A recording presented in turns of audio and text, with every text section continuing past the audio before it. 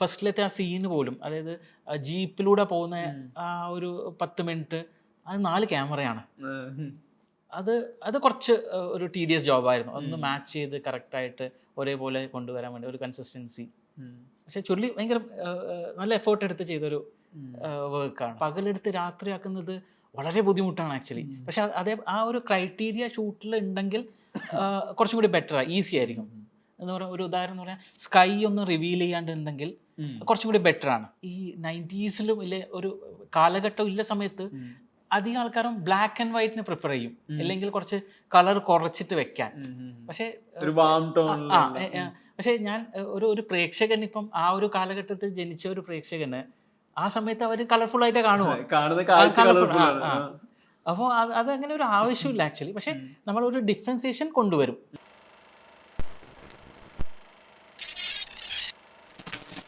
The Q BTSൽ colourist Liju Prabhakar, സ്വാഗതം. കാണുന്ന കാഴ്ചയാണ് സിനിമ എന്ന് പറയുമ്പോഴും ആ കാഴ്ചയ്ക്ക് ആവശ്യമുള്ള നിറങ്ങൾ കൊടുക്കുക എന്ന് പറയുന്നത് വലിയൊരു പ്രോസസ്സല്ലേ. പലപ്പോഴും പലർക്കും ഇതിന്റെ പുറകിൽ നടക്കുന്ന ഈ ഒരു പ്രോസസ്സിനെ പറ്റി വലിയ ധാരണ ഇല്ലാത്ത സിറ്റുവേഷൻ വരുന്നുണ്ട്. ഒരു കളറിസ്റ്റ് എന്ന രീതിയിൽ സിനിമയെ എങ്ങനെയാണ് കാണുന്നത്? കളറിസ്റ്റ് എന്ന് പറഞ്ഞാൽ ഒരു ഫിലിമിൻ്റെ മൂഡ് ശരിക്കും മാറ്റാൻ പറ്റുന്നതാണ് ആക്ച്വലി. ഒരു സിനിമ ഉണ്ടാക്കുന്നത് എല്ലാവരും എഡിറ്റേബിളാണ് അല്ലെങ്കിൽ ഡിറക്ഷനിലാണെന്ന് പറയുന്നുണ്ട്. അത് 100% സത്യമാണ്. പക്ഷേ അത്ര തന്നെ ഒരു സിനിമയാക്കുന്നത് കളറിങ്ങിൽ കൂടെയുണ്ട്. ഞാൻ എന്താ ഒരു ഫിലിമിൻ്റെ ഒരു മൂഡ് ക്രിയേറ്റ് ചെയ്യുന്നത് എൻ്റെ ഫൈനൽ സ്റ്റേജിലാണ്. അത് ശരിക്കും കളറിങ്ങിൽ ഡിപ്പെൻഡ് ചെയ്തിരിക്കും. അപ്പോൾ ഞങ്ങൾക്ക് ഒരു ഫിലിമിൻ്റെ മൂഡ് ഇപ്പം ഭയങ്കര ഒരു ഫൺ ലവിങ്ങിലെ ഫെസ്റ്റിവൽ മൂഡാണെങ്കിൽ ആ ഒരു കളറിങ്ങിലായിരിക്കും, ആ ഒരു ടോണാലിറ്റിയിലായിരിക്കും അതിൻ്റെ കളറിങ് ചെയ്യുക. നേരെ മറിച്ച് ഒരു ഡാർക്ക് മൂവി ആണെങ്കിൽ ആ ഒരു ഷെയ്ഡും ലൈറ്റ് ആൻഡ് ഷെയ്ഡിൽ വെച്ചിട്ടായിരിക്കും അത് ചെയ്യുന്നുണ്ടാവും. അപ്പോൾ ബേസിക്കലി ഒരു കളറിങ് ഒരു ഫിലിമിൻ്റെ ഒരു അത്യാവശ്യ ഘടകമാണ്, ഒരു ഇമ്പോർട്ടൻറ്റ് ഘടകമാണ്. അത് ഇപ്പോഴാണ് അതിനെപ്പറ്റി കൂടുതൽ ആൾക്കാർ അറിഞ്ഞു വരുന്നത്. ശ്രദ്ധ കിട്ടുക എന്ന് പറയുന്നത് വളരെ വൈകിപ്പോയെന്ന് തോന്നിയിട്ടുണ്ടോ? സത്യം പറയാം, അതെ. കാഴ്ചപ്പാട് ഇപ്പം പ്രേക്ഷകന്റെ മാറിയിട്ടുണ്ട്. That is A perfect answer. എന്താ പറഞ്ഞെന്ന് പറഞ്ഞാൽ, പണ്ട് മുതലേ കളറിങ് നടക്കുന്നുണ്ട്. പണ്ട് ഫിലിമിലെപ്പോഴും കളറിങ് നടക്കുന്നുണ്ട്. പക്ഷെ അതിന് അത്ര എംഫസൈസ് ഉണ്ടായില്ല. അപ്പം ഇപ്പം ഡിജിറ്റലിലേക്ക് മാറിയപ്പം കുറേ വൈഡ് ഓപ്പർച്യൂണിറ്റീസ് ഉണ്ട് ആക്ച്വലി. അതായത് വൈഡായിട്ട് ഞങ്ങൾക്ക് കാര്യങ്ങൾ ചെയ്യാം. ഒരു ഫ്രെയിമിനെ എത്രത്തോളം ഭംഗിയാക്കാൻ പറ്റും അത്രത്തോളം ചെയ്യാൻ പറ്റും. അതിൻ്റെ ടൂൾസ് എല്ലാം ബ്രേക്ക് ചെയ്യുന്ന. കറക്റ്റ്.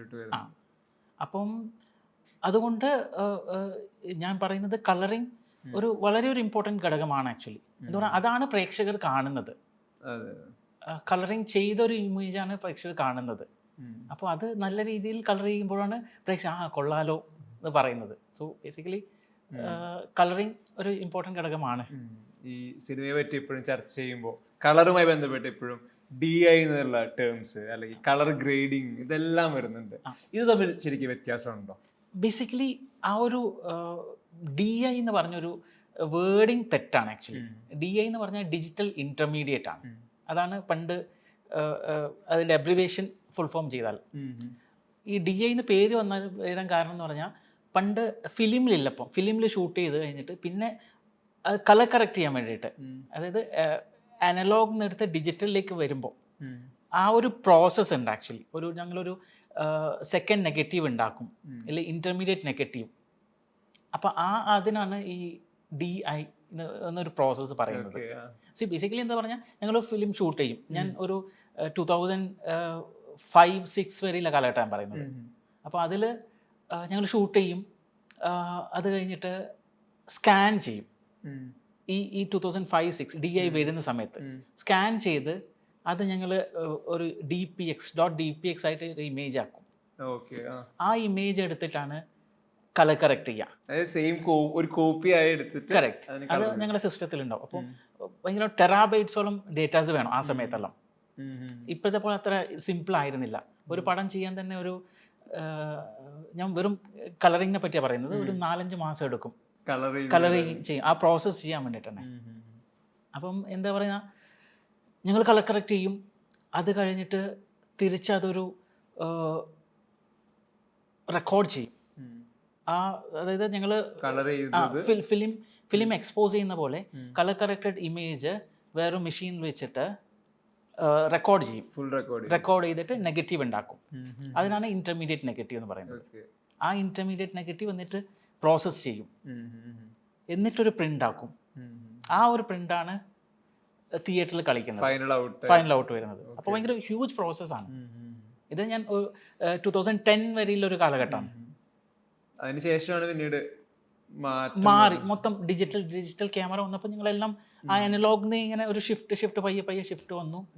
പിന്നെ മൊത്തം ഡിജിറ്റലായി. ഈ ഡിജിറ്റലോട്ട് മാറുമ്പോഴും ഇത് പഠിച്ചെടുക്കാന്നുള്ളത് കൂടെ ഉണ്ടായിരുന്നില്ലേ? ഇത്രയും കാലം ഫിലിമിൽ നമ്മൾ ചെയ്തത് പ്രോസസ്സിനുള്ള അപ്പുറത്തോട്ട് ഡിജിറ്റലൈസ്ഡ് ആവുന്ന വേളയിൽ അത്തരം പഠനങ്ങൾ എങ്ങനെയായിരുന്നു? അത് ഓൺ സെറ്റ് തന്നെ, അതായത് ഞങ്ങൾ പഠിച്ച് തന്നെ, അതായത് ചെയ്ത് പഠിക്കുമായിരുന്നു. സോ അങ്ങനെ ഒരു ഏതെങ്കിലും പോയിന്റ് ബ്രേക്ക് എടുക്കുന്ന തരത്തിലുണ്ടായിരുന്നോ? ഇതിനു വേണ്ടി മാത്രം കുറച്ച് നാൾ മാറ്റി വെക്കാനോ അങ്ങനെ ഉണ്ടായിരുന്നോ? ഇല്ല, അങ്ങനെ ബേസിക്കലി ഞാൻ ആദ്യം പ്രസാദ് ഫിലിം ലാബ്സിലായിരുന്നു. സോ ഞാൻ എഞ്ചിനീയറിംഗ് ആയിരുന്നു ചെന്നൈയിൽ കഴിഞ്ഞത്. അത് കഴിഞ്ഞ് ഞാൻ പ്രസാദ് ഫിലിം ലാബ്സിലായിരുന്നു, ബോംബെ പ്രസാദിൽ. അവിടെ സ്റ്റാർട്ടിങ് മുതലേ ഉണ്ടായിരുന്നു. അപ്പം അതിൻ്റെ ടെക്നിക്കൽ സപ്പോർട്ട് എഞ്ചിനീയർ ആയിട്ടായിരുന്നു ഉണ്ടായത്. അത് കഴിഞ്ഞിട്ടാണ് ഈ ടെലിസിനി മിഷൻ, അതായത് ടെലിസിനി എന്ന് പറഞ്ഞൊരു പ്രോസസ്സ് ഉണ്ട് ആക്ച്വലി. അതായത് ഫിലിം ടു വീഡിയോ കൺവേർഷൻ. അതായിരുന്നു ഈ എഡിറ്റിങ്ങിന് വേണ്ടിയിട്ട് മെയിനായിട്ട് ചെയ്യുന്ന ഇതായിരുന്നു. അപ്പോൾ അതിൻ്റെ ഒരു ഇൻസ്റ്റലേഷനിലായിരുന്നു ആദ്യത്തെ എൻ്റെ ഒരു ജോബ്. മെഷീൻ ഇൻസ്റ്റാൾ ചെയ്യുന്നത് അതായിരുന്നു ആദ്യം. അങ്ങനെയായിരുന്നു ഞാൻ ഈ ഒരു ഫീൽഡിലേക്ക് വരാൻ കാരണം ആക്ച്വലി. അതിനു മുന്നേ സ്വപ്നങ്ങളൊന്നും ഉണ്ടായിരുന്നു? സിനിമ കൊച്ചുനാളിൽ ഭയങ്കര സ്വപ്നങ്ങൾ ഉണ്ടായിരുന്നു. ഞാൻ കണ്ണൂരിൽ ജനിച്ചു വളർന്നതാണ്. അപ്പം ആ സമയത്ത് 90s എങ്ങനെ ഒരു സിനിമ ലോകത്തിൽ എത്തിപ്പെടാമെന്ന് ഒരു ഐഡിയ ഇല്ല. ഇപ്പോഴത്തെ പോലെ യൂട്യൂബോ ഇല്ലേ, ഭയങ്കര വാസ്റ്റായിട്ട് ഒരു ഇതും ഇല്ലല്ലോ, കമ്മ്യൂണിക്കേഷൻ നടക്കാൻ പറ്റിയ ഒന്നുമില്ല. അപ്പം ഞങ്ങൾ ദൂരെ നിന്ന് കാണാം, സിനിമ വന്നാൽ തിയേറ്ററിൽ പോയി കാണും, അത് മാത്രം ഒരു ബന്ധമുണ്ട്. അപ്പൊ ഈ സിനിമ സ്വപ്നങ്ങളിൽ ഈ ഒരു കളറിസ്റ്റ് ഒരിക്കലും ഉണ്ടായില്ല. ഞാൻ സ്കൂളിലുള്ളപ്പം മോണോ ആക്ടിൽ എപ്പോഴും പ്രൈസ് ഉണ്ടാകാറുണ്ടായിരുന്നു. അപ്പൊ അത് മുതലായിരിക്കും എനിക്ക് കലയോടുള്ള ഒരു വാസന തുടങ്ങിയത്. പിന്നെ കുറച്ച് വരയ്ക്കും, ഇത് രണ്ടും മാത്രമേ ഉണ്ടായില്ലൂ. അപ്പൊ മുതലേ സിനിമ സ്വപ്നം കണ്ടിട്ടുണ്ടായിരുന്നു, പക്ഷെ ഒരിക്കലും ഒരു കളറിസ്റ്റ് ആവുന്ന തീരെ പ്രതീക്ഷയില്ല. നമ്മൾ നേരത്തെ പറഞ്ഞു തുടങ്ങി വരുവാണെങ്കിൽ DA എന്ന് പറയുന്ന ടേം തെറ്റാണെന്ന് പറഞ്ഞു. അപ്പൊ ഇത് ഒരു കളർ ഗ്രേഡിംഗ് ആണോ ഈ ഒരു പ്രോസസ്? കളർ ഗ്രേഡിംഗ് ആണ്. ഇപ്പം അത് ഇങ്ങനെ ആൾക്കാർ അത് കളർ ഗ്രേഡിംഗ് തന്നെ പറഞ്ഞു തുടങ്ങിയിട്ടുണ്ട്. പക്ഷെ വാസ്റ്റ് ആയിട്ട് DI തന്നെ ഇപ്പൊ എല്ലാവരും പറയുന്നത്, ഒരു എബ്രിവേഷൻ എന്ന് മാത്രം പറയാം. അപ്പം DTS പോലെ DI, സൗണ്ടിന് DTS ആണ്, ഇല്ലെ അറ്റ്മോസ് ആണ്, അതുപോലെ കളറിങ്ങിന് DI, ഫൈനൽ സ്റ്റേജ്. പക്ഷെ ഫൈനൽ സ്റ്റേജ് അത്രയും ഇമ്പോർട്ടൻ്റ് ആണ് ഇപ്പോഴത്തെ ഒരു ജനറേഷനിൽ. ഈ കളർ ഗ്രേഡിങ്ങിനെ പറ്റി പറയുമ്പോൾ തന്നെ ഒരു പക്ഷേ സിനിമയുടെ പോസ്റ്റ് പ്രൊഡക്ഷനിലാണ് ഒരു കളറിസ്റ്റിന്റെ ഏറ്റവും വലിയ റോള് വരുന്നത്. എങ്കിൽ പോലും സിനിമയുടെ ഒരു പ്രൊഡക്ഷൻ ടൈമിൽ, ഷൂട്ട് ചെയ്യുന്ന ടൈമിൽ സിനിമാറ്റോഗ്രാഫറായിട്ട് കമ്മ്യൂണിക്കേറ്റ് ചെയ്ത് ഇത്തരം കളേഴ്സ് ആണ് യൂസ് ചെയ്യേണ്ടത്, അല്ലെങ്കിൽ ഇത്തരം ലൈറ്റിങ്, ഇതിനെ പറ്റിയെല്ലാം നിങ്ങൾ തമ്മിൽ ഡിസ്കഷൻസ് ഒക്കെ ഉണ്ടാവാറുണ്ട്. ആക്ച്വലി ഇപ്പം കുറച്ചധികം ഉണ്ടാവാറുണ്ട്. പണ്ട് കുറവായിരുന്നു, പക്ഷേ ബോളിവുഡിലെല്ലാം എപ്പോഴും ഉണ്ടാവാറുണ്ട്. അപ്പം ഒരു കളറിസ്റ്റും സിനിമാറ്റോഗ്രാഫറും അത്രയും നല്ലൊരു റാപ്പോ ഉണ്ടാവും. അപ്പം ഓൾറെഡി പ്രീ പ്രൊഡക്ഷൻ തന്നെ okay, this will be the studio, ഇല്ലത് ഇതാണ് കളറിസ്റ്റ് ഉണ്ടാവും ഈ ഒരു പ്രോജക്റ്റ് എന്ന് പറയുമ്പോൾ. അപ്പം ആ സമയത്ത് തന്നെ ഒരു കമ്മ്യൂണിക്കേഷൻ ഉണ്ടാവും. പിന്നെ പ്രൊഡക്ഷൻ്റെ സമയത്ത് സംസാരിക്കും, ഈ ഒരു കളർ വെച്ചാൽ, ഈ ഒരു കോസ്റ്റ്യൂം വെച്ചാൽ എങ്ങനെ ഉണ്ടാവും, അപ്പം ഇല്ലെങ്കിൽ ലൈറ്റിങ് ഇങ്ങനെ വെച്ചാൽ നമുക്ക് അവിടെ ഇങ്ങനെ ചെയ്യാൻ പറ്റില്ലേ. സോ ബേസിക്കലി സിനിമാറ്റോഗ്രാഫറും കളറിസ്റ്റും ഒരേ പേജിലായാൽ ലൈഫ് വളരെ സിമ്പിളാണ്. സോ അപ്പം നല്ലൊരു ഔട്ട്പുട്ട് എടുത്ത് വരാൻ പറ്റും. അതുപോലെ തന്നെ ഈ ഒരു സിനിമേനെ കളർ ചെയ്യുന്ന പോയിന്റിൽ, ഇപ്പോൾ ആദ്യം ഇതിനെ പറ്റി കൺസീവ് ചെയ്യുന്ന പോയിന്റിൽ എന്തായാലും മനസ്സിൽ ഈ ഫ്രെയിമുകൾ, ഇതിന്റെ ഷോട്ടുകൾക്ക് ഇതിന്റെ കളർ യൂസ് ചെയ്യാം, അല്ലെങ്കിൽ ഈ ഒരു സീനിൽ ഈ കളർ ആയിരിക്കും, ഇതൊക്കെ മനസ്സിലുണ്ടാവുമല്ലോ. ഇതിന് ബ്രീഫ് കഴിക്കുന്ന പോയിന്റിൽ, ഇതിനൊരു ഒരു പോസ്റ്റ് പ്രൊഡക്ഷൻ ടൈമിൽ കളർ ചെയ്യുന്ന പോയിന്റിൽ അതിൽ നിന്നെല്ലാം മാറി ഞാൻ പുതിയൊരു കളർ സ്റ്റൈലോ അല്ലെങ്കിൽ സ്റ്റൈൽ ഓഫ് കളറിങ് അതിൽ ഇംപ്ലൈ ചെയ്ത് കഴിഞ്ഞാൽ സിനിമയുടെ നരേറ്റീവ് മാറാതെ തന്നെ അങ്ങനെ എനിക്ക് മാറ്റാൻ പറ്റുമോ എന്നുള്ള രീതിയിൽ അതിനെ മാറ്റിയിട്ടുണ്ടോ? ആദ്യം കൺസീവ് ചെയ്ത കളറിൽ നിന്ന് പിന്നീട് പോസ്റ്റ് പ്രൊഡക്ഷനിൽ അങ്ങനെ വളരെ ചുരുക്കം സിനിമകളിൽ മേ ബി ഒരു ഫ്ലാഷ് ബാക്സ് മൊത്തം ഫിലിമിൽ അങ്ങനെ അങ്ങനെ ചെയ്തത് വളരെ കുറവാണ് ആക്ച്വലി. നമ്മൾ ആദ്യം തന്നെ ഒന്ന് ഡിസ്കസ് ചെയ്ത് ഇങ്ങനെ വെച്ചാൽ മതി. സോ ബേസിക്കലി സിനിമാറ്റോഗ്രാഫർ അങ്ങനെ ആ ഒരു ചിന്ത വെച്ചിട്ടായിരിക്കും ഷൂട്ട് ചെയ്തിട്ടുണ്ടാവുക. അപ്പം ഡ്രാസ്റ്റിക് ചേഞ്ച് വന്നാൽ കഥ തന്നെ ഷൂട്ട് ചെയ്ത ക്വാളിറ്റി തന്നെ മാറും ആക്ച്വലി. നറേറ്റീവ് വരെ മാറും. എന്താ പറയുക, ഡിറക്ടർ ആയാലും എഡിറ്റർ ആയാലും ഈ ഒരു ഫുട്ടേജാണ് കുറേ കാലമായിട്ട് കണ്ടുകൊണ്ട് വെക്കുക അവരുടെ മോണിറ്ററിൽ. അപ്പോൾ പെട്ടെന്ന് അതിൻ്റെ ഒരു ഡ്രാസ്റ്റിക് ചേഞ്ച് വന്നാൽ ചിലപ്പം ഉൾക്കൊള്ളാൻ പറ്റില്ല ആക്ച്വലി. സോ ബേസിക്കലി ആ ഒരു ഫ്ലോയിൽ തന്നെ ആയിരിക്കും ഒരു 50% പോവുക. പിന്നെ ഈ ഫ്ലാഷ് ബാക്ക് സീക്വൻസിൽ വേറെ എന്തെങ്കിലും ഒരു ടൊണാലിറ്റി അത്ര രീതിയിൽ മാറണം എന്നില്ല ഒരു സീക്വൻസസ് ഉണ്ടെങ്കിൽ ഒബ്വിയസ്ലി ചെയ്യാറുണ്ട്. അങ്ങനെ ഫ്ലാഷ് ബാക്ക് ഇങ്ങനെ ഇത്ര ഈ സ്റ്റൈലിൽ ചെയ്തിട്ട് പ്രിയപ്പെട്ട ഫ്ലാഷ് ബാക്ക് സീനുള്ള ഒരു സിനിമ ഏതാണ്? അങ്ങനെ ചോദിച്ചാൽ എൻ്റെ ആദ്യത്തെ ഫിലിം പ്രാഗ്. ആശിഷ് അതെ കണ്ടിട്ടുണ്ടോ? കണ്ടിട്ടില്ല, ഈ സിനിമ അറിയാം. ഓക്കെ, അതിൽ കുറേ അങ്ങനെ കുറേ സീൻസ് ഉണ്ട്. ഫ്ലാഷ് ബാക്ക് ആയിരുന്നില്ല, അതിൽ ഒരു മെയിൻ പ്രൊട്ടോഗണിസ്റ്റ് ഹാലൂസിനേറ്റ് ചെയ്യുന്നുണ്ട്. അപ്പോൾ ഓരോ ഹാലൂസിനേഷനും ഡിഫറെൻ്റ് ആയിട്ട് കളേഴ്സ് ഉണ്ടായിരുന്നു. അത് കണ്ടിട്ട് ഒത്തിരി പേര് എൻ്റെ ഫസ്റ്റ് ഫിലിം ആയാലും എൻ്റെ ബോസെല്ലാം ഭയങ്കര അപ്രിഷിയേറ്റ് ചെയ്തിട്ടുണ്ടായിരുന്നു കുറേ പേര്. അത് 2011 ഞാൻ ചെയ്തത്. അത് പക്ഷേ എടുത്തത് 5Dയിലായിരുന്നു. 5Dയിൽ ഫുൾ HD. പക്ഷെ ഔട്ട് വന്നപ്പം കളർ ഗ്രേഡ് ചെയ്ത് വന്നപ്പം നല്ലൊരു ക്വാളിറ്റി, ഒരു ഫിൽമിക് ലുക്ക് ഉണ്ടായിരുന്നു. അപ്പം കുറേ പേര് ഒത്തിരി പേര് എന്നെ അത് കണ്ടിട്ട് അപ്രിഷിയേറ്റ് ചെയ്തിട്ടുണ്ടായിരുന്നു. ഞങ്ങളുടെ ആ സമയത്ത് ലാബ് ചീഫ് എന്ന് പറഞ്ഞിട്ട് കൃഷ്ണജി എന്ന് പറഞ്ഞാൽ പ്രസിഡന്റിന് നിൽക്കുന്നെല്ലാം 5-6 പ്രാവശ്യം അവാർഡ് മേടിച്ച ആളാണ്. അപ്പം കൃഷ്ണജി പോലും വന്നിട്ട് പറഞ്ഞിട്ടുണ്ടായിരുന്നു അച്ചാക്കിയ. സോ അത് ഭയങ്കര ഒരു സന്തോഷം കണ്ടിട്ടുണ്ടായിരുന്നു. എൻ്റെ ബോസ് കെന്ന് പുള്ളിയെല്ലാം കണ്ടിട്ട് ഭയങ്കര അപ്രിഷിയേറ്റ് ചെയ്തിട്ടുണ്ടായിരുന്നു. അപ്പം അത് എനിക്ക് ഒരു നല്ലൊരു അതെ എപ്പോഴും ക്ലോസ് ടു ഹാർട്ട്. ഈ ഇത് പറയുമ്പോൾ തന്നെ ബോളിവുഡിൽ നിന്ന് മലയാളത്തിലേക്ക് വന്നൊരു കളറിസ്റ്റായിരുന്നു ലിജു പ്രഭാകരൻ. ഒരു തുടക്ക കാലഘട്ടത്തിലുണ്ടായിരുന്നു ഒരു ടാഗ് ലൈൻ പറയാൻ തക്കവണ്ണം ഉണ്ടായിരുന്നത്. ബോളിവുഡിൽ ഇപ്പോൾ സ്റ്റുഡന്റ് ഓഫ് ദി ഇയറിന്റെ ഭാഗമായിരുന്നു, 2 സ്റ്റേറ്റ്സിന്റെ ഭാഗമായിരുന്നു. അപ്പോൾ ഇത്തരം സിനിമകൾ അവിടെ നിന്ന് മാറി മലയാളത്തിൽ വരുമ്പോൾ കുറച്ചുകൂടെ സ്പേസ് ചെറുതാവുന്നുണ്ട്, സ്കെയില് ചെറുതാവുന്നുണ്ട്, ടെറൈൻ മാറുന്നുണ്ട്. ഈ ഒരു മാറ്റത്തെ എങ്ങനെയാണ് കണ്ടിട്ടുള്ളത്? സത്യം പറഞ്ഞാൽ ഭയങ്കര ബുദ്ധിമുട്ടായിരുന്നു ആദ്യത്തെ കുറച്ച് കാലങ്ങൾ. എന്ന് പറഞ്ഞാൽ അവിടെ ഭയങ്കര ലാവിഷാണ്. ഞങ്ങൾക്ക് ഇഷ്ടംപോലെ സമയം ഉണ്ടാവും ഒരു പടം ചെയ്യാൻ. സ്റ്റുഡൻറ് ഓഫ് ദി ഇയർ എനിക്ക് ഒന്ന് 2-2.5 മാസം എടുത്തിട്ടുണ്ട് മൊത്തം ചെയ്യാൻ വേണ്ടിയിട്ട്. ഞാൻ ചെയ്തതിൻ്റെ എൻ്റെ ബോസ് കെന്ന് ഫൈനൽ ടച്ച് ഉണ്ടായിരുന്നു. അപ്പോൾ കെന്നും ഓൾമോസ്റ്റ് ഒരു 20 ദിവസം ഒരു മാസത്തോളം ഉണ്ടാവും. ഒരു 20 ദിവസം കെന്നുണ്ടായിരുന്നു. അപ്പം അത്ര ആ ഒരു സ്പേസ് ഞങ്ങൾക്ക് ഉണ്ട് ആക്ച്വലി. അൺലിമിറ്റഡ് അവേഴ്സ് ആയിരിക്കും. പിന്നെ ഒന്ന് അവിടെ കാശ് നല്ലോണം ഉണ്ട്. അപ്പം പിന്നെ ഷൂട്ട് ചെയ്യുന്നത് അങ്ങനെ തന്നെ ആയിരിക്കാം എന്നല്ല, ഷൂട്ട് ചെയ്യുന്നത് അങ്ങനെയാണ്, സമയം എടുത്ത് ഷൂട്ട് ചെയ്യുന്നതാണ്. അപ്പം ടു ദ പോയിന്റ് പ്രിസൈസ് ആയിരിക്കുമല്ലോ. അപ്പം നമുക്ക് ആ ഒരു കറക്ഷൻസ് കുറവായിരിക്കും. പിന്നെ ബ്യൂട്ടിഫിക്കേഷനും ബാക്കി കൺസിസ്റ്റൻസി മെയിൻറ്റെയിൻ ചെയ്യുന്നത്, ലുക്ക് മെയിൻറ്റെയിൻ ചെയ്യുന്നതിലായിരിക്കും മേജറായിട്ട് ചെയ്യേണ്ടത്. അപ്പം more the number of days shoot കിട്ടിയാൽ അത്രയും നല്ലത്. അപ്പം അത് വളരെ ഒരു ആസ്പെക്റ്റ് ആണ്. പിന്നെ ഇവിടെ ഇല്ലപ്പം ഞങ്ങൾക്കൊരു 15 ദിവസം കൊണ്ട് ഒരു പടം തീർക്കണം, ഇല്ല 20 ദിവസം കൊണ്ട് തീർക്കണം എന്ന് പറയുമ്പോൾ ഞങ്ങൾക്ക് വർക്ക് ചെയ്യേണ്ട സ്പേസ് കുറയും. ഒരു ഡെഡ് ലൈൻ വെച്ച് വർക്ക് ചെയ്യുമ്പോൾ. പിന്നെ വേറെ ഒന്നെന്താ, അവിടെ നല്ല രീതിയിൽ സമയം എടുത്ത് ഷൂട്ട് ചെയ്യുന്നതാണ്. അപ്പം ആ ഒരു ഡിഫറൻസ് ഉണ്ടായിരുന്നു. ഇപ്പൊ ഈ ഒരു സിനിമ ഏത് ഞാൻ പറയുന്നത്, ഇപ്പോൾ ഹിന്ദി ആവട്ടെ മലയാളം ആവട്ടെ എവിടെയാണെങ്കിലും ഒരു കളറിസ്റ്റിന്റെ വർക്ക് സ്റ്റാർട്ട് ചെയ്യുന്നത് എപ്പോഴാണ്? ഒരു ഫൈനൽ എഡിറ്റിന് ശേഷമാണോ? അതെ, അതിന് ശേഷമാണ് തുടങ്ങുന്നത്. അപ്പോഴാണ് ഞങ്ങൾക്ക് ആ ഫൈനൽ ടൈം ലൈൻ കിട്ടുക. അത് കഴിഞ്ഞിട്ട് ചെയ്യുമ്പോഴാണ് കുറച്ചും കൂടി, ഇല്ലെങ്കിൽ പിന്നെയും ചേഞ്ചസ് വരുമ്പോൾ പിന്നെയും ഞങ്ങൾ അതിൽ തന്നെ തിരിച്ചു മറിച്ചു ഇരിക്കേണ്ടി വരും. സോ ഫൈനൽ ലോക്ക്ഡ് റീൽസ് മുതലായിരിക്കും ഞങ്ങളുടെ സ്റ്റാർട്ടിങ് പോയിന്റ്. അപ്പം അതിന് മുമ്പിൽ പടം ഒന്ന് കാണും, എല്ലാവരും ഒന്നിച്ച് പടം. അപ്പം ചില film, most of the films ഞങ്ങൾക്ക് പ്രീ പ്രൊഡക്ഷനിൽ ഞങ്ങൾക്ക് ഇരിക്കാൻ പറ്റില്ല. അപ്പോൾ ഈ ഒരു ഇതായിരിക്കും. അപ്പം സിനിമ കാണും, ഡയറക്ടറും സിനിമാറ്റോഗ്രാഫറും ഉണ്ടാവും. അപ്പം ഒന്നിച്ചിരുന്ന് കണ്ട് അപ്പം തന്നെ ഡിസ്കഷൻ ഉണ്ടാവും, എങ്ങനെയാണ് ഇങ്ങനെ. അപ്പം ഞങ്ങൾ ഞങ്ങളുടെ സജഷൻസ് വെക്കും. സോ പിന്നെ ഞങ്ങൾ എല്ലാവരും ഒരു പേജിലാവും. ഈ പലർക്കുള്ള കൗതുകമാണ് ഈ കളറിസ്റ്റിന്റെ ഒരു എൻറ്റയർ പ്രോസസ്സിനെ പറ്റി. അതൊന്ന് പറയാമോ? എങ്ങനെയാണ് ഒരു കളറിസ്റ്റ് ഒരു സിനിമയ്ക്ക് വേണ്ടി അദ്ദേഹത്തിന്റെ ജോലി തുടങ്ങുന്നതും അത് അവസാനിക്കുന്നതും?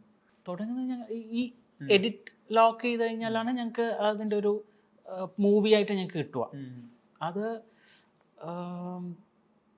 ഞങ്ങൾ എന്താ ചെയ്യുന്ന പറഞ്ഞാൽ ആദ്യം തന്നെ അതിൻ്റെ എഡിറ്റർ തരുന്നത് EDL ലിസ്റ്റ്. EDL എന്ന് പറഞ്ഞിട്ട് ഒരു ലിസ്റ്റ് തരും. അതായത് പെർ റീലിൻ്റെ ഓരോ റീൽ ഇപ്പം 6-7 റീൽ ഉണ്ടെങ്കിൽ 7 റീലിൻ്റെ EDL ലിസ്റ്റ് ഞങ്ങൾക്ക് തരണം. അതായത് എഡിറ്റിൽ നിന്ന് കിട്ടുന്ന ഒരു ഫയലാണ്. അപ്പോൾ അത് വെച്ചിട്ട് ഞങ്ങളുടെ കയ്യിൽ റഷസ് ഉണ്ടാവും, ഷൂട്ട് ചെയ്ത റഷസ്. അപ്പം ഈ EDL ലിസ്റ്റും റഷസും ഞങ്ങൾ മെഷീനിൽ ലോഡ് ചെയ്തിട്ട് മെഷീൻസ് ഓരോ ഷോട്ട് പിക്ക് ചെയ്യും. എന്നിട്ട് ഞങ്ങളത് ടൈം ലൈൻ ആക്കും. അപ്പോൾ ഓരോ റീലിൽ ഇപ്പം 20 മിനിറ്റിൽ ഒരു റീൽ ഉണ്ടെങ്കിൽ ആ 20 മിനിറ്റ് ഞങ്ങൾ മെഷീൻ ഷോർട്സ് പിക്ക് ചെയ്തു. എന്നിട്ട് ആ ഷോർട്സ് എടുത്ത് ഞങ്ങൾ ടൈം ലൈൻ ഉണ്ടാക്കും. അപ്പോൾ എഡിറ്ററിൻ്റെ എഡിറ്റ് ടൈം ലൈൻ എന്താണോ ഉണ്ടാവുക അതേപോലെ ഞങ്ങളുടെ ടൈം ലൈനും ഉണ്ടാവും. സോ അത് മുതൽ പിന്നെ ഞങ്ങൾ സ്റ്റാർട്ടിങ് പോയിൻ്റാണ്. അത് കഴിഞ്ഞിട്ട് സ്റ്റാർട്ട് ചെയ്യണം. കളേഴ്സ് എങ്ങനെയാണ് വെക്കേണ്ടത് ഇല്ലേ, അത് ബേസിക്കായിട്ട് ലെവൽസ് നോക്കും. ലെവൽസ് വെച്ച് കഴിഞ്ഞ് പിന്നെ എല്ലാം എന്താണ് ഫ്രെയിമിൽ അതിനനുസരിച്ചിട്ട് കളർ ചെയ്യണം. ഒരു പ്രോസസ്സ് വരുന്നത് ഓരോ ഫ്രെയിം നോക്കി ചെയ്യണം. ഈ പലപ്പോഴും ഈ കളറിംഗിൽ തന്നെ കണ്ടിന്യൂറ്റി, പലപ്പോഴും ഈ സീൻ കണ്ടിന്യൂറ്റി ആണ് എപ്പോഴും ഡിസ്കസ് ചെയ്യാറ്. കളറിംഗിലും ഇത്തരം കണ്ടിന്യൂറ്റി ഇഷ്യൂസ് വരാറ് വളരെ വളരെ ബേസിക്കലി ഒരു കളറിസ്റ്റിന്റെ മെയിൻ ജോലി എന്ന് പറഞ്ഞാൽ മെയിൻ മോട്ടീവ് എന്ന് പറഞ്ഞാൽ film should look very consistent. അതായത് ഡിഫറെൻറ്റ് ലൈറ്റിംഗ് കണ്ടീഷനോ ഇല്ല ഡിഫറെൻറ്റ് ലൊക്കേഷൻസോ ഇല്ല ഡിഫറെൻറ്റ് ദിവസങ്ങളോ ഷൂട്ട് ചെയ്തിരിക്കാം. പക്ഷേ ഒരു ഫിലിം ഇറങ്ങുമ്പം അത് ഒരേപോലെ ഇരിക്കണം. എത്ര ഡിഫറെൻ്റ് ഉണ്ടെങ്കിലും ഒരേപോലെ ആക്കണം. അതാണ് മെയിനായിട്ടൊരു കളറിസ്റ്റ് ചെയ്യേണ്ടത്. സോ അവിടെ എന്തെങ്കിലും വ്യത്യാസം വരുമ്പോൾ തന്നെ വി നീഡ് ടു ജഡ്ജ്. അയ്യോ അതവിടെ പോയിട്ടുണ്ട്. ഞാൻ ചെയ്ത ഒത്തിരി പടങ്ങൾ ഞാൻ ഇവിടെ കാണുമ്പോൾ എനിക്ക് തോന്നാറില്ല. പക്ഷേ വിത്ത് സൗണ്ട് ഫൈനൽ പ്രിവ്യൂവിന് കാണുമ്പോൾ അയ്യോ അതവിടെ തെറ്റിയിട്ടുണ്ടല്ലോ, ശരിയാക്കാമായിരുന്നു. അങ്ങനെ പലപ്പോഴും തോന്നിയിട്ടുണ്ട് ഞാൻ ചെയ്ത ഒത്തിരി പടങ്ങളിൽ. ഈ അങ്ങനെ തോന്നുമ്പോഴും ഇപ്പോൾ ഇവിടെ സ്റ്റുഡിയോ വെച്ച് തന്നെ തോന്നുന്ന പോയിന്റ് പിന്നെ അതൊരു റീ ചെയ്യാനുള്ളൊരു പോസിബിലിറ്റി ഉണ്ട്. പക്ഷെ അത് കഴിഞ്ഞാൽ ചെയ്യാൻ പറ്റില്ല. പക്ഷേ അങ്ങനെ ഒരു ഡ്രാസ്റ്റിക് ആയിട്ടുള്ള ചേഞ്ചസ് ഉണ്ടാവില്ല. പക്ഷെ എന്തായാലും പ്രിസിഷൻ നോക്കുമ്പം ഡിഫറൻസ് അറിയാൻ പറ്റും. പക്ഷെ നിങ്ങളുടെ സ്കൂളിംഗ് അങ്ങനെയായിരുന്നു ആക്ച്വലി. അപ്പം എനിക്കതാണ് ഒരു ചെറിയൊരു മിസ്റ്റേക്ക് വന്നാൽ ഭയങ്കര ഡള്ളാവും ആക്ച്വലി നമ്മുടെ ഭാഗത്തുനിന്ന്. പക്ഷെ അത് ആർക്കും മനസ്സിലാവത്തില്ല. പക്ഷെ ചെയ്തപ്പം ഞങ്ങൾക്ക് മനസ്സിലാവും. ഇപ്പൊ ഈ പറഞ്ഞ കളറിംഗിൽ എന്തെങ്കിലും ഇഷ്യൂ വരുവാണെങ്കിൽ അതിൽ ലൈറ്റിങ്ങിന് ഭയങ്കര പ്രാധാന്യമില്ലേ? അതെ. ഇപ്പൊ ഒരു ഈവൻ മോർണിംഗ് ഒരു ഷോട്ട് എടുക്കുന്ന പോയിന്റിലാണെങ്കിലും ലൈറ്റിന്റെ ബാലൻസ് കൃത്യമല്ലാത്ത പോയിന്റിൽ കളർ ചെയ്യുമ്പോൾ നമ്മൾ ഉദ്ദേശിക്കുന്ന കളേഴ്സ് അവിടെ വരണമെന്നില്ലല്ലോ. അപ്പൊ അത്തരം സന്ദർഭങ്ങളിൽ എന്താ ചെയ്യാറ്? ഇപ്പൊ പക്ഷെ നമുക്ക് എത്ര കറക്റ്റ് ചെയ്തിട്ടും സിങ്ക് ചെയ്യാൻ പറ്റാത്ത ഫ്രെയിമുകളൊക്കെ വന്നു കഴിഞ്ഞാൽ അല്ല അതിന് എന്താ പറയാ സ്ട്രെയിറ്റ് വേ ഇല്ലെങ്കിൽ വേറെ മെത്തേഡ് വളഞ്ഞ വഴി എടുക്കും ആക്ച്വലി.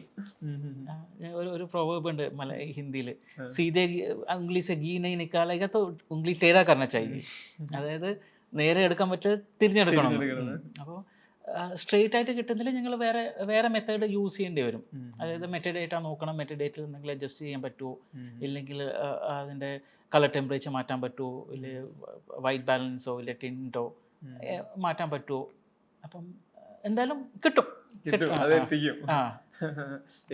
ഈ പറഞ്ഞപ്പോഴാണ് ഈ നമ്മളിപ്പോ ഇത് പ്രോസസ്സിന് വേണ്ടി പറഞ്ഞപ്പോ ഈ കളറിങ്ങിന് യൂസ് ചെയ്യുന്ന സോഫ്റ്റ്വെയർസ് അത് എന്തൊക്കെയാണ്? കുറേ സോഫ്റ്റ്വെയർസ് ഉണ്ട് ആക്ച്വലി. ഞാനിപ്പോൾ യൂസ് ചെയ്യുന്നത് ഡാവിഞ്ചി റിസോൾവ് ആണ്. അത് ഇപ്പം ഇന്ത്യയിൽ തന്നെ ഒത്തിരി പേര് യൂസ് ചെയ്യുന്നുണ്ട് ആക്ച്വലി. പിന്നെ ഉള്ളത് ബേസ് ലൈറ്റും റിസോൾവാണ് ലീഡിങ് ആയിട്ട് യൂസ് ചെയ്യുന്ന softwares actually. Basically base light ഇന്ത്യയിൽ കൊണ്ടുവന്നത് ഞങ്ങളൊരു കമ്പനിയായിരുന്നു, റിലയൻസ് മീഡിയ വർക്ക്സ്. റിലയൻസ് ആയിരുന്നു. ഞാൻ പ്രസാദ് നേരെ റിലയൻസിലായിരുന്നു ജോയിൻ ചെയ്തത്. അപ്പം 2008 Ads Lab. ആഡ് ലാബ്സിന് റിലയൻസ് ടേക്ക് ഓവർ ചെയ്ത സമയത്ത്. അപ്പം 2008-9 ഈ ബേസ്ലൈറ്റ് ഇന്ത്യയിലേക്ക് വന്നത് ആക്ച്വലി. അപ്പോൾ ഞാൻ ബോസ് കെന്നെല്ലാം പോയിട്ടായിരുന്നു അവിടെ പോയി പഠിച്ചിട്ടും അവിടെ ട്രെയിനിങ് എല്ലാം എടുത്തിട്ടാണ് ഇങ്ങോട്ട് വന്നത് ആക്ച്വലി. അപ്പം ഇതൊരു മാർക്കറ്റിംഗ് സ്ട്രാറ്റജി ഉണ്ടായിരുന്നു, Baselight is one of the best എന്ന് പറഞ്ഞിട്ട്. പക്ഷെ സത്യം പറഞ്ഞാൽ അങ്ങനെയൊന്നും അല്ല. അതിൽ വർക്ക് ചെയ്തുകൊണ്ടും രണ്ടിലും വർക്ക് ചെയ്തുകൊണ്ട് എനിക്ക് പറയാൻ പറ്റില്ലേ, അതിൽ വർക്ക് ചെയ്ത ആൾക്കാർക്ക് പറയാൻ പറ്റും. സോ ഇത് ബേസ്ലൈറ്റിൻ്റെ ഒരു അഡ്വാൻറ്റേജ് എന്ന് പറഞ്ഞാൽ അതിൻ്റെ ഹാർഡ്വെയറിലെ ഈ ഒരു സോഫ്റ്റ്വെയർ യൂസ് ചെയ്യാൻ പറ്റും. നേരെ മറിച്ച് ഡാവിഞ്ചി റിസോൾവ് ആണെങ്കിൽ എവിടെയും യൂസ് ചെയ്യാം. അത് ഓൾമോസ്റ്റ് ഫ്രീ ആയിട്ട് തന്നെ കിട്ടാറുണ്ട്. ഫ്രീ വേർഷൻ ഉണ്ട്, പെയ്ഡ് വേർഷൻസ് ഉണ്ട്. അപ്പം പെയ്ഡ് വേർഷൻ വളരെ അത്ര വലിയ പൈസ ഇല്ല. അതുകൊണ്ട് വാസ്റ്റ്നെസ് കുറേ ഉണ്ട്. അതായത് ആൾക്കാർ യൂസ് ചെയ്യുന്നത് കുറേ പേര്, ഒത്തിരി പേര് യൂസ് ചെയ്യുന്നുണ്ട് ഈ റിസോൾവ്. അതുകൊണ്ട് അതിൻ്റെ ഒരു വാല്യൂ ഇല്ല എന്നാണ് എല്ലാവരും പറയുന്നത്. പക്ഷേ സത്യം അതല്ല. പക്ഷെ വേറൊരു സംഭവം എന്ന് പറയാം, ബേസ്ലൈറ്റ് വാസ് ദി ബെസ്റ്റ് ഒരു കാലഘട്ടത്തിൽ. അതായത് ഫിലിം ഇല്ല സമയത്ത്, ഈ ഡിജിറ്റൽ ഇൻ്റർമീഡിയറ്റ് ഇല്ല സമയത്ത് ബേസ്ലൈറ്റ് ആയിരുന്നു. എന്ത് പറയാൻ കാരണം എന്ന് പറഞ്ഞാൽ അതിൽ കുറേ കൺവേർഷൻസ്, അതായത് നിങ്ങൾ ഡിജിറ്റൽ ഗ്രേഡ് ചെയ്ത് തിരിച്ച് ഫിലിമിലേക്ക് മാറുമ്പം ഓരോ സ്റ്റോക്കിനനുസരിച്ച് ഡിഫറെൻറ്റ് LUTs ഉണ്ടായിരുന്നു. അതായത് കൊഡാക്ക്, ഫ്യൂജിയോ, ഇട്ടേണ, എന്ത് വേണമെങ്കിലും അതിൻ്റെ ഓരോ നമ്പേഴ്സ് വെച്ചിട്ട് കറക്റ്റ് പ്രിസൈസ് ആയിരുന്നു. പക്ഷെ നേരെ മറിച്ച് ഡാവിഞ്ചിയിൽ അങ്ങനെയൊന്നും ഉണ്ടായിരുന്നു, പക്ഷേ പ്രിസൈസ് ആയിരുന്നില്ല. അപ്പം ഞങ്ങൾ തിരിച്ച് ഫിലിമിലേക്ക് വരുമ്പോൾ ഇതെന്തായാലും വേണം. പക്ഷേ ഇപ്പം കാലഘട്ടം മാറി, എല്ലാം ഡിജിറ്റലാണ്, ഷൂട്ട് ചെയ്യുന്ന ഡിജിറ്റലാണ്, ഔട്ട്പുട്ട് ഡിജിറ്റലാണ്. അപ്പം അതുകൊണ്ട് ഇപ്പം അങ്ങനെ ഒരു പ്രശ്നമില്ല. പിന്നെ ഡാവിഞ്ചി റിസോൾവ് ഓരോ വർഷവും ഇങ്ങനെ അപ്ഗ്രേഡേഷൻ വന്നുകൊണ്ടിരിക്കുവാണ്. ഇപ്പം 17 വരെ വന്നു. അപ്പം അതിൽ തന്നെ ഇപ്പം 17 എല്ലാം ചെയ്യാൻ പറ്റും. ഓഡിയോ പോലും അതിൽ ചെയ്യാൻ പറ്റും. എഡിറ്റിംഗ് അതിലുണ്ട്. ഓഡിയോയിൽ ഫെയർലൈറ്റ് എന്ന് പറഞ്ഞൊരു പ്ലഗിൻ ഉണ്ട്. അപ്പം എല്ലാം അതിൽ ചെയ്യാൻ പറ്റും. അപ്പം ഓൺ പാക്കേജ് നോക്കിയാൽ അത് വളരെ നല്ലതാണ്. പിന്നെ വേറെ സംഭവം എന്ന് പറഞ്ഞാൽ ബേസ്ലൈറ്റിൽ ചെയ്യാൻ പറ്റാത്ത കാര്യങ്ങൾ ഇതിൽ ഇല്ല. ഓൾമോസ്റ്റ് എല്ലാം തന്നെ ഇതിൽ ചെയ്യാൻ പറ്റും റിസോൾവിൽ. പിന്നെ റിസോൾവ് ഇൻഫാക്ട് കുറച്ചും കൂടി സിംപിളർ ആണ് ആക്ച്വലി. ചില കാര്യങ്ങൾ ട്രാക്കിംഗ് എന്ന് പറഞ്ഞാലും വിൻഡോസ് വളരെ സിമ്പിളാണ്. അപ്പോൾ ആർക്കും വേണമെങ്കിലും പഠിച്ചെടുക്കാൻ പറ്റുന്ന ഒരു സോഫ്റ്റ്വെയർ ആണ്. ഈ എന്താ പറയാ, ഈ സിനിമകളിൽ ഇപ്പോൾ സ്റ്റുഡന്റ് ഓഫ് ദി ഇയർ പറഞ്ഞു, 2 സ്റ്റേറ്റ്സ് പറഞ്ഞു. ഈ സ്റ്റുഡന്റ് ഓഫ് ദി ഇയറിലോട്ട് വരുവാണെങ്കിൽ തന്നെ ഈ ചില സോങ് സീക്വൻസുകൾ വരുമ്പോൾ സിനിമയുടെ മൊത്തം കളർ ഇത് മാറിയിട്ടായിരിക്കും സോങ്ങുകൾ പ്ലേസ് ചെയ്യപ്പെടുന്നത്. ബോളിവുഡ് സിനിമയുടെ തന്നെ ഒരു ഫ്രെയിം വർക്ക് ഉണ്ടല്ലോ ഓൾറെഡി. അതെ. അപ്പൊ അത്തരം പോയിന്റ്സിൽ ഇപ്പൊ നമ്മളൊരു സിനിമയിൽ ഭയങ്കര ഫോക്കസ്ഡ് ആയിട്ട് ആ സിനിമയ്ക്ക് ഇത്ര കളേഴ്സ് കൊടുത്ത് കളർ ചെയ്ത് വരുമ്പോൾ പെട്ടെന്നൊരു പാട്ട് വരുമ്പോൾ ആ പാട്ടിന് ഇതിലൊന്നും ബന്ധമില്ലാത്ത തരത്തിൽ കളർ ചെയ്യുമ്പോൾ അപ്പൊ എന്തെങ്കിലും പ്രശ്നങ്ങൾ തോന്നാറുണ്ടോ? നമ്മുടെ വർക്കിന്റെ ഒരു ഫ്ലോനെ കട്ട് ചെയ്യുന്ന പോലെ അങ്ങനെ എന്തെങ്കിലും തോന്നിയിട്ടുണ്ടോ? ഇല്ല, ചില ബോളിവുഡിൽ അത് ആവശ്യമാണ് ആക്ച്വലി. അതായത് ഒരു ഗ്ലാമറസ് ഇൻഡസ്ട്രിയാണ് ഇപ്പം. രണ്ട് ടൈപ്പ് ഓഫ് മൂവീസ് അവിടെയും ഇറങ്ങുന്നുണ്ട്, പക്ഷെ കൂടുതലും ഒരു ഗ്ലാമറസ് ഇല്ലയാണ്. അപ്പൊ പിന്നെ അതിൽ ഒരു സോങ് വരുമ്പോൾ അങ്ങനെ ട്രീറ്റ് ചെയ്യാൻ പറ്റുമോ? അത് റിക്വയർമെന്റ്സും അങ്ങനെ തന്നെ ആണ്. സ്റ്റാർസിനും അത് തന്നെയാണ് വേണ്ടത്. അപ്പം അത് കുറച്ചും കൂടി ഗ്ലൗസി ആയിട്ട് തന്നെ ആയിരിക്കും ട്രീറ്റ് ചെയ്യുന്നത്. ഇപ്പം സ്റ്റുഡന്റ് ഓഫ് ദി ഇയറിനെ നോക്കിയാൽ ഓരോ സ്കിന്നും ടച്ച് ചെയ്തിട്ടുണ്ട്. ആലിയയുടെ ഓരോ സ്കിന്നും ഗ്ലോ കൊടുത്തിട്ടുണ്ട് ആക്ച്വലി. ഈവൻ വരുൺ ധവന്റെയും സിദ്ധാർത്ഥിനെയും കൊടുത്തിട്ടുണ്ട്. അത് ഇരുന്ന് ചെയ്തതാണ്. അതിനെല്ലാം കൂടുതൽ ഈ ഒരു സമയം എടുക്കുന്നത് ഇത്തരം ഓരോ സ്കിന്നും. അതെ. അപ്പം അത് പ്രൊജക്ട് വൈസ് ബിഗ് ആണ്. സമയം ഞങ്ങൾക്ക് ഇത്രയും സമയം തരും. 2 മാസം എന്ന് പറഞ്ഞാൽ 2 മാസം ഉണ്ടോ, അതിന് മുമ്പിൽ അവർ ഒരു ഔട്ട്പുട്ടിന് വേണ്ടിയിട്ട് പറയാറില്ല. അപ്പം ഞങ്ങൾക്കൊരു വർക്ക് പ്രഷർ ഇല്ല, ഒരു ഡെഡ് ലൈൻ പ്രഷർ വളരെ കുറവായിരിക്കും. ഇല്ലാന്നില്ല, പക്ഷെ കുറവായിരിക്കും. ഇപ്പൊ ഈ ബോളിവുഡ് മാറി നമ്മുടെ മലയാളം ഇൻഡസ്ട്രിയിലോട്ട് വരുവാണെങ്കിൽ തന്നെ ഈ സിനിമകളിൽ ഇപ്പോൾ ചില ആർട്ടിസ്റ്റുകളുടെ അവരുടെ കളർ ടോൺ ആയിട്ട് സിനിമയെ ബ്ലെൻഡ് ചെയ്യാറുണ്ടോ? ഇപ്പോൾ ഒരു സീനിനോ മറ്റോ ആ ഒരു ആർട്ടിസ്റ്റിന്റെ ടോണിലോട്ട് ബ്ലെൻഡ് ചെയ്യാറുണ്ടോ? ഇല്ല, അങ്ങനെ വളരെ ചുരുക്കമേ ഉണ്ടാവും ആക്ച്വലി. ബേസിക്കലി എന്താണ് സീൻ, എന്താണ് മൂഡ് ഓഫ് ദ മൂവി, ഇല്ല മൂഡ് ഓഫ് ദ സീൻ, അതിനനുസരിച്ച് ബ്ലെൻഡ് ചെയ്യാറില്ലോ. അല്ലാണ്ട് ആർട്ടിസ്റ്റിനെ അത് അങ്ങനെ ഉണ്ടാവാറില്ല ആക്ച്വലി. സീൻ എങ്ങനെയാണ്, അത് ഒത്തിരി ഒത്തിരി ചെയ്യാറുണ്ട് ആക്ച്വലി. അങ്ങനെയാണ് ചെയ്യുന്നത്. അതെ. ചുരുളി വളരെ പ്രിയപ്പെട്ട ഒരു വർക്കായിരുന്നില്ലേ? ഒരുപാട് തവണ റീഎഡിറ്റ് ചെയ്ത് പല വേർഷൻസ് വന്ന സിനിമ കൂടിയാണ് ചുരുളി. ചുരുളിയിലെ ലിജു പ്രഭാകരന്റെ റോൾ എത്രമാത്രം എൻജോയ് ചെയ്തിട്ട് ചെയ്ത്? നല്ല രീതിയിൽ എൻജോയ് ചെയ്തിട്ടുണ്ട് ആക്ച്വലി. ബേസിക്കലി അതിൽ വിത്ത് ഓഡിയോ കുറേ ലേറ്റസ്റ്റ് സ്റ്റേജിലായിരുന്നു കേട്ടത് ആക്ച്വലി. അപ്പോൾ സീൻ എന്താണെന്ന് അറിയാം. ലിജോ ചേട്ടൻ വന്ന് ഡിസ്ക്രൈബ് ചെയ്തിട്ടുണ്ടായിരുന്നു, മധുവേട്ടൻ വന്ന് ഡിസ്ക്രൈബ് ചെയ്യാറുണ്ട്, ഇതാണ് ഇങ്ങനെയാണ് ഇല്ല എന്നില്ല. പക്ഷേ വളരെ എൻജോയ് ചെയ്തിട്ട് ചെയ്തായിരുന്നു. അതിൻ്റെ ഓരോ സീനും ഭയങ്കര ബൈഹാർട്ടാണ് സത്യം പറഞ്ഞാൽ, ഒത്തിരി തവണ കണ്ടിട്ടും ചെയ്തുകൊണ്ട്. പക്ഷെ അതിൻ്റെ ഒരു ഔട്ട്കം വന്നപ്പോൾ വളരെ സന്തോഷം. ഈ ചുരുളി തന്നെ ആ ചുരുളിക്ക് തന്നെ നമ്മൾ ആദ്യ കാഴ്ചയിൽ ഈ ഒരു മഴ പെയ്ത് തോർന്ന മൂഡിലാണ് നമ്മൾ ഈ നാടിനെ കാണുന്നത്. അതായത് ഒരു മൂടല് ആ നാടിന് ചുറ്റുമുണ്ട്. അപ്പൊ ഈ ചുരുളിയെ കുറിച്ച് കിട്ടിയ ആദ്യ ഒരു ബ്രീഫ് എന്തായിരുന്നു? സിനിമയ്ക്ക് അപ്പുറം ഈ ഒരു സ്പേസ് ലാൻഡ്സ്കേപ്പിനെ പറ്റി ആ ഒരു ഡിഫറെൻ്റ് ആയിട്ട് ഉണ്ടാവണം. ബേസിക്കലി അതൊരു കേരളത്തിലാണ് നടക്കുന്നതെങ്കിലും ഇല്ല കേരള ബോർഡറിൽ നടക്കുന്നതെങ്കിലും ടിപ്പിക്കൽ കേരളമായിട്ട് തോന്നിക്കരുത്. മധുവേട്ടൻ അങ്ങനെ പറഞ്ഞിട്ടുണ്ട്. പിന്നെ മധുവേട്ടൻ നന്നായിട്ട് ഷൂട്ട് ചെയ്തിട്ടുണ്ട്. അപ്പോൾ എനിക്ക് കൂടുതലധികം അതിൽ എക്സ്പെരിമെൻ്റ് ഒന്നും ചെയ്യേണ്ട ആവശ്യം വന്നില്ല. അതുകൊണ്ട് ചുരുളി ഭയങ്കര എൻജോയ് ചെയ്തൊരു പടമായിരുന്നു ആക്ച്വലി. മധുവേട്ടൻ്റെ കൂടെ ആദ്യമായിട്ട് ചെയ്ത പടമാണ്. അത് കഴിഞ്ഞിട്ട് സണ്ണി ചെയ്തു, പിന്നെ ഇപ്പം തെക്കൻ തല്ല് കേസ് ഉണ്ടാവും. അപ്പം വളരെ വളരെ കംഫർട്ടബിൾ ആയിരുന്നു ആക്ച്വലി. ആദ്യം മധുവേട്ടൻ ഇതുവരെ ഇത്രയും കാലം ബോംബെയിലായിരുന്നു ചെയ്തുകൊണ്ടിരുന്നത്, ആദ്യമായിട്ടാണ് കേരളത്തിൽ വന്നത്. അപ്പം ആദ്യം ശരിയാവൂലേ ഇതില്ല, പക്ഷെ ഒന്ന് സെറ്റായപ്പം ഇല്ല ഇരുന്ന് ഞങ്ങൾ കാണിച്ചു കൊടുത്തപ്പം ഇല്ല ചെയ്ത് വർക്ക് ചെയ്തപ്പം വളരെ കംഫർട്ടബിൾ ആയിരുന്നു. അപ്പോൾ ചുരുളിയിൽ ഓൾമോസ്റ്റ് ചുരുളിയിൽ ഒരു ഇതെന്ന് പറഞ്ഞാൽ 3-4 ക്യാമറാസ് ഉണ്ടായിരുന്നു. അപ്പം ഫിലിം ക്ലോസ്ഡ് ആയിട്ട് കണ്ടിട്ടുണ്ടെങ്കിൽ മനസ്സിലാവും. ഫസ്റ്റിലത്തെ ആ സീന് പോലും, അതായത് ജീപ്പിലൂടെ പോകുന്ന ആ ഒരു 10 മിനിറ്റ് അത് 4 ക്യാമറയാണ്. അത് കുറച്ച് ഒരു ടീഡിയസ് ജോബായിരുന്നു. ഒന്ന് മാച്ച് ചെയ്ത് കറക്റ്റായിട്ട് ഒരേപോലെ കൊണ്ടുവരാൻ വേണ്ടി ഒരു കൺസിസ്റ്റൻസി. പക്ഷെ ചുരുളി ഭയങ്കര നല്ല എഫേർട്ട് എടുത്ത് ചെയ്തൊരു വർക്കാണ്. ഈ ചുരുളിലാണെങ്കിലും ഫാന്റസി എലമെന്റ്സ് വരുമ്പോൾ പ്രത്യേകിച്ച് ഇവര് പെങ്ങൾ തങ്കയുടെ വീട്ടിൽ പോയതിന് ശേഷം നടക്കുന്ന മൊമെന്റ്സിലാണെങ്കിൽ പോലും, ക്ലൈമാക്സിലാണെങ്കിൽ പോലും ആ രണ്ടെണ്ണം യുണീക്കായിട്ട് 2 കളർ ടോണിലാണ് നിൽക്കുന്നത്, 2 സ്റ്റൈലിലാണ് നിൽക്കുന്നത്. സിനിമയ്ക്ക് മറ്റൊരു സ്റ്റൈലുണ്ട്. അപ്പോൾ ഇതെല്ലാം നേരത്തെ കൺസീവ് ചെയ്തിരുന്നോ? മധുവേട്ടൻ ആ ഒരു രീതിയിൽ തന്നെയാണ് കൺസീവ് ചെയ്തത്. അപ്പൊ അത് ജസ്റ്റ് ഞാൻ അതേപോലെ ആക്കിയതേ ഇല്ലു ആക്ച്വലി. ചുരുളി എന്ന് പറഞ്ഞാൽ ഓൾറെഡി പ്രൊഡക്ഷനിലും പ്രീ പ്രൊഡക്ഷനിലും എല്ലാം ഉണ്ടായിരുന്നു ആക്ച്വലി. അപ്പോൾ അത് ഒരു എക്സിക്യൂഷൻ ലെവൽ മാത്രമേ ഇവിടെ നടന്നിട്ടുള്ളൂ. പക്ഷെ അത് ഭംഗിയായിട്ട് നടന്നു, 100% ആയിട്ട് നടന്നു.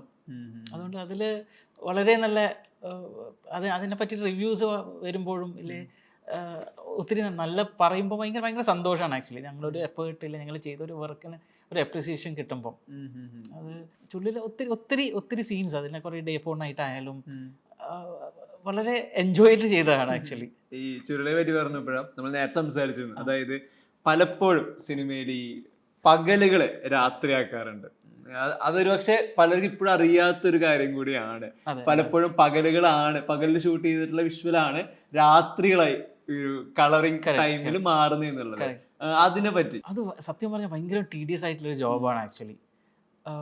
ഈവൻ ഷൂട്ട് ചെയ്യുന്ന ചില സമയത്ത് നൈറ്റിൽ ഷൂട്ട് ചെയ്യാൻ പറ്റാതെ കൊണ്ടാണ് ഡേ ടൈമിൽ ഷൂട്ട് ചെയ്യുന്നത്. അപ്പം അത് പക്ഷേ ആസ് എ കളറിസ്റ്റ് ഞങ്ങൾക്ക് ഭയങ്കര ലിമിറ്റേഷൻസ് ഉണ്ട് ആക്ച്വലി. സൺലൈറ്റ് ഉണ്ടാവും, ഉണ്ടാവും. ഞങ്ങൾക്ക് രാത്രി പോലെ ആവണം. പകലെടുത്ത് രാത്രിയാക്കുന്നത് വളരെ ബുദ്ധിമുട്ടാണ് ആക്ച്വലി. പക്ഷെ ആ ഒരു ക്രൈറ്റീരിയ ഷൂട്ടിൽ ഉണ്ടെങ്കിൽ കുറച്ചും കൂടി ബെറ്ററാണ്, ഈസി ആയിരിക്കും. എന്ന് പറയാം, ഒരു ഉദാഹരണം എന്ന് പറയാം, സ്കൈ ഒന്ന് റിവീൽ ചെയ്യാണ്ടുണ്ടെങ്കിൽ കുറച്ചും കൂടി ബെറ്റർ ആണ്. സ്കൈ റിവീൽ ചെയ്യുന്നത് ഞങ്ങൾക്ക് ആദ്യം അത് കറക്റ്റ് ചെയ്യണം. സ്കൈ ഡീപ്പ് ആക്കിയില്ല, സ്കൈ നൈറ്റ് ആക്കണം. പിന്നെ വേണം ബാക്കിയുള്ള ലാൻഡ്സ്കേപ്പും ആർട്ടിസ്റ്റും. പിന്നെ വേറെ സംഭവം എന്ന് പറഞ്ഞാൽ ആർട്ടിസ്റ്റിനെ ഞങ്ങൾക്ക് ഒരിക്കലും ഡാർക്കർ ആക്കാൻ പറ്റില്ല. അവരുടെ ഇമോഷൻസ് ക്യാപ്ചർ ചെയ്യണം. അപ്പം അത് വേണം. പ്ലസ് ബാക്കിയിലെല്ലാം നൈറ്റ് ആവണം. അപ്പം രണ്ടും കോൺട്രഡിക്ടറി ആണ് ആക്ച്വലി, 2 സൈഡാണ്. പക്ഷേ അത് നല്ല രീതിയിൽ എടുത്തു കഴിഞ്ഞ് നല്ല രീതിയിൽ ഞങ്ങൾക്കത് വർക്കൗട്ട് ചെയ്യാൻ പറ്റും. ഈ രാത്രി പറഞ്ഞപ്പോൾ തന്നെ പകല് ഷൂട്ട് ചെയ്യുന്ന പോയിന്റിലും രാത്രിയിൽ ഇപ്പോൾ ഇവരുടെ ഫേസിലോട്ട് ലൈറ്റ് വരെ നിലാവൊക്കെ യൂസ് ചെയ്യാൻ അതൊക്കെ ഭയങ്കര ടാസ്ക് തന്നെയല്ലേ? അതെ അതെ അതെ. ചുരുളിയിൽ ഒത്തിരി ഡേ ഫോർ നൈറ്റ്സ് ഉണ്ടായിരുന്നു, പക്ഷെ അതോടെ നല്ല രീതിയിൽ ഷൂട്ട് ചെയ്തായിരുന്നു. അതുകൊണ്ട് എനിക്ക് അത്രയും പണി ഉണ്ടായില്ല. ഇതിനു വേണ്ടി തന്നെ മാത്രം ഇരിക്കാറുണ്ടോ? അതായത് ഈ ഒരു സംഭവത്തെ തന്നെ രാത്രി ആക്കാൻ വേണ്ടി അങ്ങനെ ഇരിക്കാറുണ്ടോ? ഇരിക്കാറുണ്ട് ആക്ച്വലി. നമ്മളിപ്പോൾ സപ്പോസ് സീൻ എങ്ങനെയാണ് വരുന്നതെന്ന്, അതിന് തൊട്ട് മുമ്പിലത്തെ സീൻ എന്താണ്, ഇല്ല അത് കഴിഞ്ഞിട്ടുള്ള സീൻ എന്താണ്, അതിനെ ഡിപ്പെൻഡ് ചെയ്തിരിക്കും. അപ്പം അതിന് തൊട്ട് മുമ്പിലത്തെ സീൻ ഭയങ്കര ഡാർക്ക് ആണെങ്കിൽ, ഒരു ഈവനിങ് ആണെങ്കിൽ ആ ഒരു ട്രാൻസിഷൻ ഈവനിങ് ടു നൈറ്റ് ചെറുങ്ങനെ ട്രാൻസിഷൻ കൊണ്ടുവരും. ഇല്ലെങ്കിൽ നൈറ്റ് ആണെങ്കിൽ പ്രോപ്പർ നൈറ്റ് തന്നെ ആക്കണം. ഇപ്പൊ ഈ പറഞ്ഞ പോലെ ഈ പ്രസന്റ് സിനാരിയോയിൽ വരാത്ത സിനിമകൾ വരും. ചിലപ്പോൾ പീരിയഡ് ഡ്രാമാസ് ആയിരിക്കാം, കുറച്ച് വർഷങ്ങൾ ഇപ്പോൾ 90s നടക്കുന്ന കഥയായിരിക്കാം, 2000 നടക്കുന്ന കഥയായിരിക്കാം.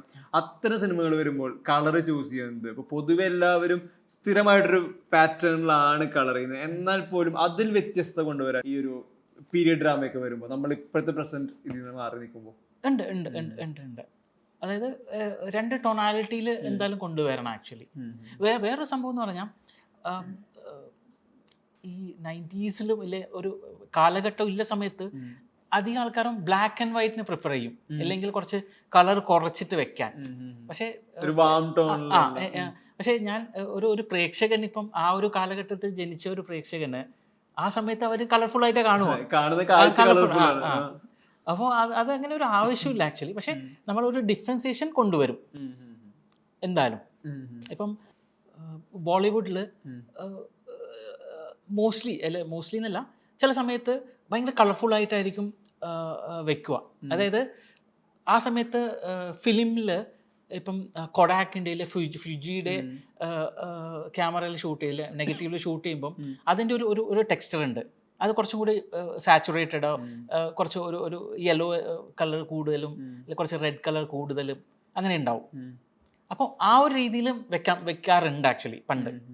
അല്ലെങ്കിൽ ഞങ്ങൾ കളർ കറക്റ്റ് ചെയ്യുമ്പോൾ, അപ്പം ആ ഒരു പ്രിസ്ക്രിപ്ഷനിൽ ആ ഒരു ക്യാമറയിൽ ആ ഒരു നെഗറ്റീവിൽ ഷൂട്ട് ചെയ്യുമ്പോൾ എങ്ങനെയാണ് കിട്ടുക, അതിൽ എങ്ങനെയാണ് വരിക, അപ്പം ആ ഒരു സാധനം ഇപ്പം കൊണ്ടുവരാൻ ആ ഒരു വേ ആണ്. പിന്നെ കളേഴ്സ് എനിക്ക് എന്ത് വേണം വെക്കാമല്ലോ ആക്ച്വലി. ഇപ്പം എന്താ പറയുക, ഒരു ഡിഫറൻസിയേഷൻ ഉണ്ടാവണം. നേരെ മറിച്ച് ഇതിൽ ഒരു റൈറ്റ് ഓർ റോങ് ഇല്ല. ഫൈനൽ കോൾ എപ്പോഴും കളറിസ്റ്റും DOPയും ഡയറക്ടറും ആണ്. അപ്പം കളേഴ്സ് ഇപ്പം വേറൊരു സംഭവം എന്ന് പറഞ്ഞാൽ, ഇപ്പം എനിക്ക് ഇഷ്ടപ്പെടുന്ന ഒരു കളറായിരിക്കില്ല വേറെ ആൾക്ക് ഇഷ്ടപ്പെടുന്നത് ആക്ച്വലി. സോ പ്രിസ്ക്രിപ്ഷനാണ്. അതായത് അപ്പം നമ്മളൊരു ബ്ലെൻഡിങ് ആയിട്ട് കൊണ്ടുപോകണം ആക്ച്വലി. അതാണ് ഒരു ഫ്ലാഷ് ബാക്കിൻ്റെ ഒരു വരുന്നത്.